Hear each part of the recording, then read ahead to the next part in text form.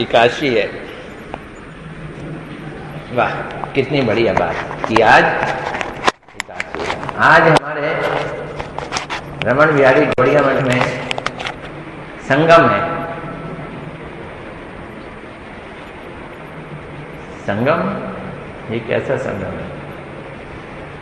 हम लोग रोज शाम को यहाँ हरि कथा करते हैं 8 से 9, तो नित्य हरि कथा, और एक एकादशी में भी शाम को और दोपहर को हरि कथा होती है। तो एकादशी की हरि कथा और प्रत्येक दिन की हरि कथा का आज क्या है? संगम है। तो आज रमन बिहारी गौड़िया मठ में 2 तरह की हरि कथाओं का संगम है। सोचो, जरा विचार करो कितने लोग हैं जिन्होंने एकादशी रखी है? हाथ खड़ा करें। जो नए हैं, जिन्होंने रखने का विचार किया है पर रखी नहीं है, वो लोग हाथ खड़ा करें। जिन्होंने एकादशी रखी नहीं है, रखने का विचार किया है। देखो, मेजॉरिटी उन लोगों की है जिन्होंने एकादशी रखी है। लोग एकादशी रख रहे हैं, रमन बिहारी गौड़िया मठ में आ रहे हैं, शाम को बैठ भी रहे हैं, कथा भी सुन रहे हैं। रोज नहीं बैठते, कई सारे समस्याएं हैं घर की। किसी को बच्चों की पढ़ाई, किसी को पति का डर, किसी को पत्नी का डर, किसी को बेटी अकेली रह जाती है। अगर बेटी की शादी हो गई है तो फिर घर अकेला रह जाता है, इसलिए जाना पड़ जाता है।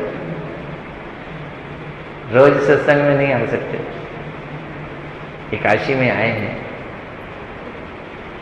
कृपा किसकी है? एकादशी की ये वैष्णवी है, इसकी कृपा आपके पास पहुंचाई कि 1 माला इज इक्वल टू 1000 माला। ये कृपा कौन पहुंचा रहा है? जिन्होंने ये मंदिर बनाया, श्री रमन बिहारी गौड़िया मठ बनाया, दिल्ली इंद्रप्रस्थ में, जनकपुरी के बीच में। ये हमारे गुरु महाराज नित्य लीला प्रविष्ट ओम विष्णुपाद अष्टोत्तर श्रीमद् भक्ति वेदांत नारायण गोस्वामी महाराज, इनकी कृपा से आज हम यहाँ बैठे हैं।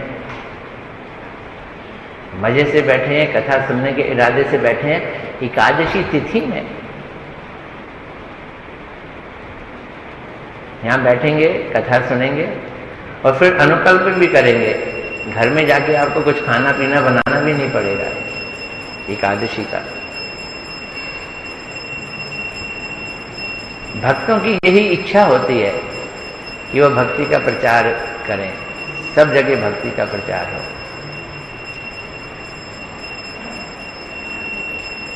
कुछ लोग कहते हैं भाई हम नहीं आएंगे रमन बिहारी गौड़िया मठ में, ये बहुत प्रसाद खिलाते हैं, फिर प्रसाद खा के हम ऋणी हो जाएंगे। क्यों ऋणी हो जाओगे? यार खाते ज्यादा हैं, देते नहीं है, तो दे दो, दिक्कत क्या है? बस ये सबसे बड़ी दिक्कत है दुनिया में। सबसे बड़ी दिक्कत क्या है? दे दो। बहुत मुश्किल काम है। एक बार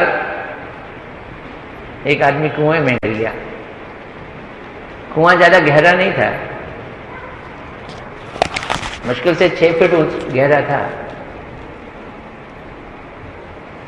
वो चिल्लाया, मुझे निकालो, मुझे निकालो, मुझे निकालो। तो पास में एक आश्रम था, वहां के ब्रह्मचारी गए, उन्होंने अपना हाथ नीचे कहा, बोला अपना हाथ हमें दे दो, हम तुम्हें निकाल देते हैं। वो चिल्ला रहा है पर हाथ नहीं दे रहा। ब्रह्मचारी लोग लौट के वापस आए, अपने गुरु को बोले एक विचित्र आदमी अंदर घुस गया है कुएं के, निकालो निकालो कह रहा है, जब हम कहते हैं हाथ दे दो तो देता नहीं है। गुरु ने कहा तुम गलती कर रहे हो, उससे हाथ मत मांगो, उसको जाके कहो हमारा हाथ ले लो, हमारा हाथ ले लो, फिर काम बन जाएगा। वो गए, उन्होंने कहा जी हमारा हाथ ले लो, तो उसने खटाक से उनका हाथ पकड़ लिया, उन्होंने निकाल दिया। तो गुरु ने कहा ये देखो, ये मारवाड़ी आदमी है, बिजनेसमैन, ये लेना तो जानता है पर देना नहीं जानता। हम लोग देना नहीं जानते। मंदिर में आते हैं, ये डर रहता है कि हमने प्रसाद पा लिया ऋणी हो जाएंगे। अच्छा भी दे जाओ, कुछ दिक्कत तो नहीं पड़ेगी, देंगे नहीं। महाभारत में नारद जी कह रहे हैं युधिष्ठिर महाराज को, आदमी पैसा कमाता है बड़ी मेहनत से, बहुत मेहनत से पैसा कमाता है। समय दे देगा, टाइम एनर्जी दे देगा, मेहनत कर देगा, बर्तन मांज देगा, झाड़ू लगा देगा, पोछा लगा देगा, लेकिन जब पैसा देने की बात आएगी पॉकेट से सिर्फ 10 रुपया निकलेगा, उससे ज्यादा नहीं। विदेशों में भी मैंने देखा, आरती होती है, पूजा आती है, अच्छे अच्छे लोग जिनकी खूब अच्छी तनख्वाह है पॉकेट से $1 ही निकालेंगे प्रणामी देने के, $1। लेकिन अब थोड़ा सा स्टैंडर्ड बढ़ा है, एक की जगह 2 कर दिया उन्होंने, $2 निकालेंगे। वैसे भक्ति के लिए ये जरूरी है कि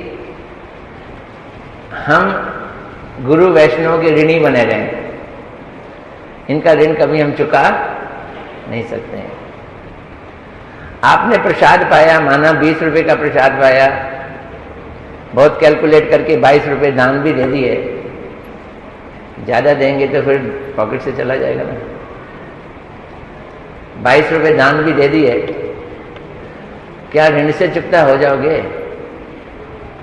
ऋण से चुकता नहीं हो सकते। ऋण से चुकता होने के लिए अपने आप को देना पड़ेगा। हमारे गुरु महाराज जी इस बात को बहुत कहा करते थे। जब हम अपनी चीजों को देते हैं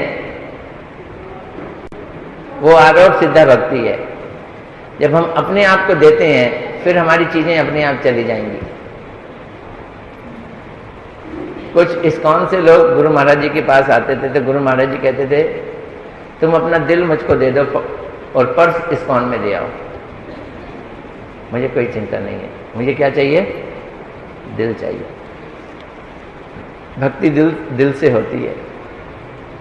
अगर हम दिल दे देंगे तो झट भक्ति हो जाएगी। सोचो तो गुरु महाराज जी ने कितनी हम पे कृपा की है। हाथ में माला ले लिए, हम जाप करना शुरू कर दिए हैं। कई लोगों ने तो गुरु महाराज जी से हरि नाम भी लिया, दीक्षा भी लिया, उनके दर्शन भी किए। कई उन्होंने उनके शिष्यों से उन्होंने हरि नाम लिया, दीक्षा ली।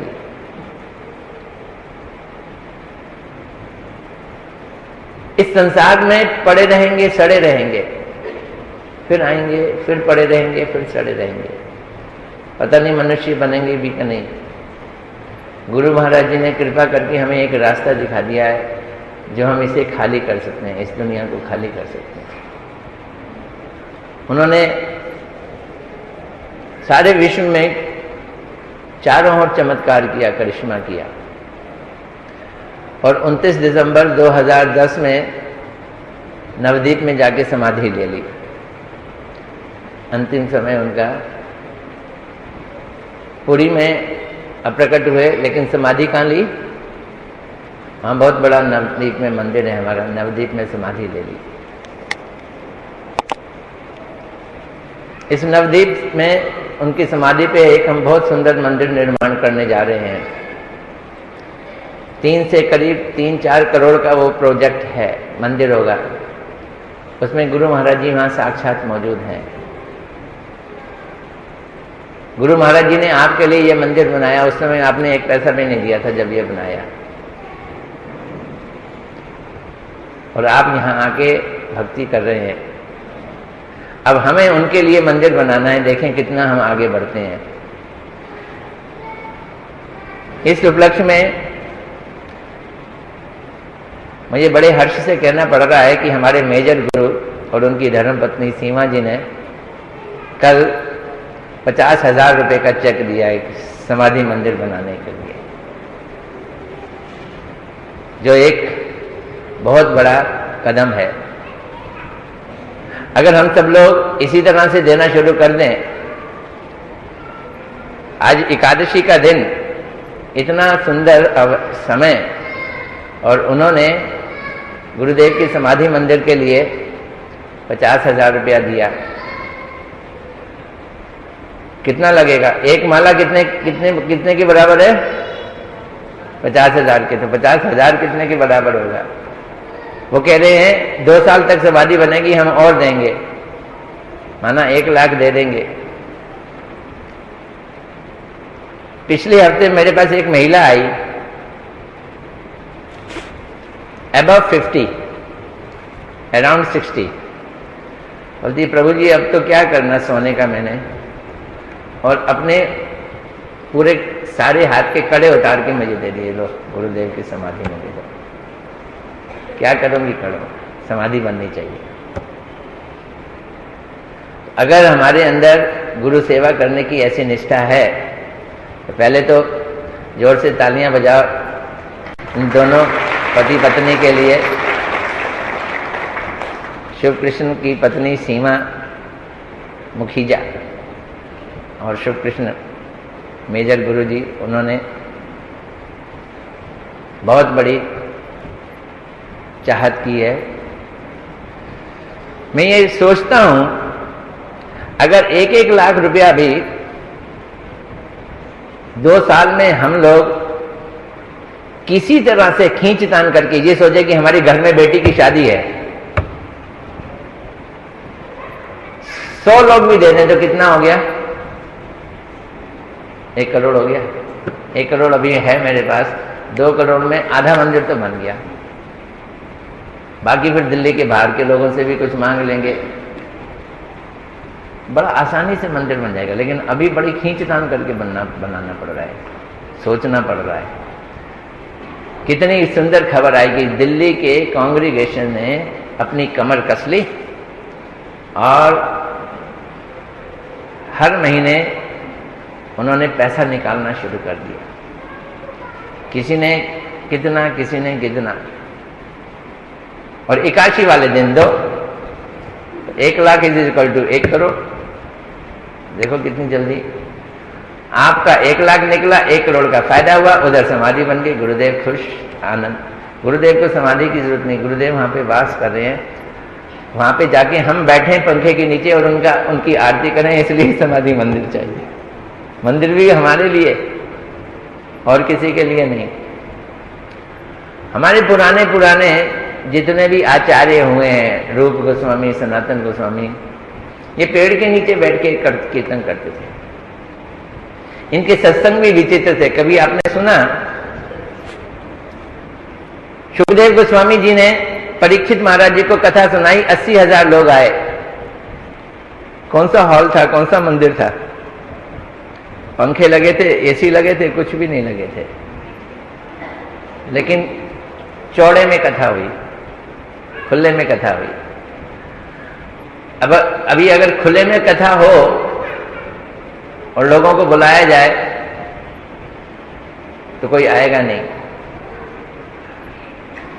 अच्छी जगह कथा होनी चाहिए, यहां पे खाली दरियां ही नहीं बिछी हो, कुर्सियां भी होनी चाहिए।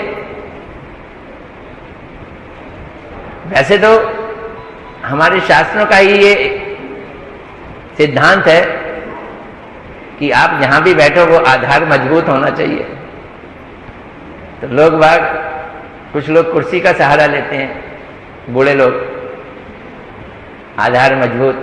कुछ जवान उससे भी आगे बढ़े हैं, उन्होंने पीछे दीवारों का सहारा ले लिया है ताकि भक्ति में आगे बढ़ सके, क्योंकि भक्ति में सहारे की जरूरत होती है। और कुछ लोगों ने हमारे रमण बिहारी जी के फर्श का ही सहारा ले लिया है, वो और भी मजबूत है, कोई भी किसी से कम नहीं है। एकादशी वाले दिन एक चीज सीख के जानी है आपने, क्या? देना नहीं, लेना। बोलो क्या सीख के जाओगे? लेना सीख के जाओगे, देना सीख के जाओगे? सोचो, क्या सीख के जाना है? हैं? अगर देना बोलोगे तो फंस जाओगे, फिर 1 लाख देना पड़ेगा कम से कम। लेना ही बोलो तो अच्छा है। वो जैसे आदमी था ना, कुएं में गिरा था, क्या सीखा था उसने? हाथ देगा नहीं, हाथ ले लेगा। हमने सीखा रमन बिहारी गौड़िया मठ में, एकादशी में जाओ, लाख रुपया दो, 1 करोड़ वापस आएगा। 1 करोड़ रुपया लेना सीखा, देना क्या सीखा? देना नहीं सीखा। गए, 1 माला जाप की और सीखा कि 1 माला इज इक्वल टू 1000 माला। तो हमने 1 माला में 1000 माला करना सीखा। तो बोलो, देना सीखोगे या लेना सीखोगे? लेना। हमारी मस्तिष्क लेने के बिना आगे बढ़ ही नहीं सकती है। लेना ही सीखो, कोई चिंता नहीं है, पर सीखो तो सही। अगर दोगे नहीं तो लोगे कैसे?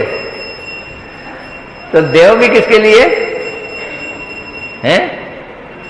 किसके लिए देना? लेने के लिए देना। देने ये सीखो। हम लोग शाम को श्रीमद् भागवत कथा कर रहे हैं। श्रीमद् भागवत कथा रोज मैं कर रहा हूं। आप लोग तो आज संगम है ना, जो रोज सुनते हैं वो भी कुछ लोग आए हुए हैं, और मोस्टली वो हैं जो रोज नहीं सुनते हैं। उनको इसलिए मैं एकादशी की महिमा सुना रहा हूं कि एकादशी की महिमा में समझदार लोग लेना सीखें। इतना सा दोगे, बहुत सारा मिलेगा। क्या है? तुम 1 पैसा दोगे वो 10 लाख देगा। एकादशी की तिथि ऐसी है। और भगवान को देना भी कुछ ऐसा ही है, और गुरुवर को देना कुछ ऐसा ही है। तो एक तो मेरी आपसे प्रार्थना है कि एकादशी तिथि पे भगवान ने ऐसा प्रेरणा दी, जब इस परिवार को, सीमा जी को, और उन्होंने 50,000 रुपया दिया, और ये उनकी रसीद भी, रसीद ले जाना अपनी। तो मैं आप लोगों से ये प्रार्थना कर रहा हूं कि संकल्प करके जाना कि आप भी दोगे। बोलोगे ये अच्छी बात है, रमन बिहारी में 10-20 रुपए की बात नहीं कर रहे, लाख की बात कर रहे हैं। 10-20 की बात करो तो ठीक, बात कर रहे हैं लाख की। मैं बात लाख की नहीं कर रहा हूं, मैं तो करोड़ की कर रहा हूं। लाख दोगे तो कितना मिलेगा? करोड़ मिलेगा। कैसे दें लाख? ये सोचो कि आपके घर में शादी है। किसकी शादी है? एक आदमी बोला मुझको कि प्रभु जी, इस्कॉन से भी लोग मांगने आ जाते हैं, सनातन धर्म मंदिरों से भी मांगने आ जाते हैं, तरह तरह के लोग मांगने आ जाते हैं, सब हर साल हमें बहुत जगह देना पड़ता है। मैंने कहा हर साल हम